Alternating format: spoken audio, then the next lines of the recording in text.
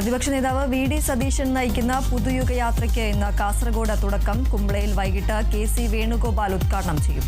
ഒരു മാസം നീളുന്ന പര്യടനത്തിന് ശേഷം തിരുവനന്തപുരത്ത് സമാപിക്കും. ജോസ് കെ മാണി നയിക്കുന്ന LDF മധ്യമേഖലാ വികസന മുന്നേറ്റ ജാഥയ്ക്ക് ഇന്ന് പത്തനംതിട്ടയിൽ തുടക്കം.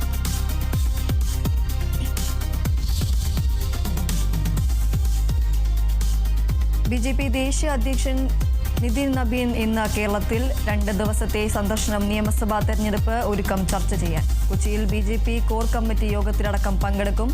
ദേശീയ അധ്യക്ഷനായ ശേഷമുള്ള ആദ്യ സന്ദർശനം.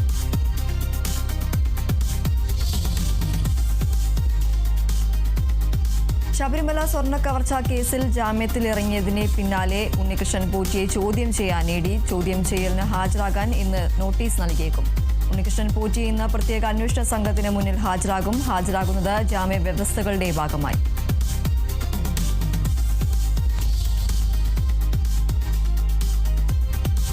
പാർലമെന്റിൽ ബജറ്റ് ചർച്ചയ്ക്ക് ഇന്ന് തുടക്കം. പ്രതിഷേധം തുടരാൻ പ്രതിപക്ഷം. രാഹുൽ ഗാന്ധിയെ സംസാരിക്കാൻ അനുവദിക്കാത്തതിലും ഇന്ത്യ-US വ്യാപാര കരാറിലും പ്രതിഷേധം തുടരും.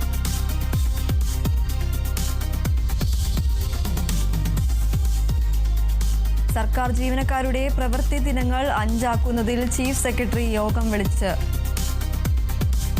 വിളിച്ച യോഗം ഇന്ന്. വിവിധ സർവീസ് സംഘടനകൾ പങ്കെടുക്കും. സ്വാഗതം ചെയ്ത സംഘടനകൾ ഓഫീസ് സമയം ദീർഘിപ്പിക്കുന്നതിലും സംഘടനകൾ എതിർപ്പെന്ന സൂചന.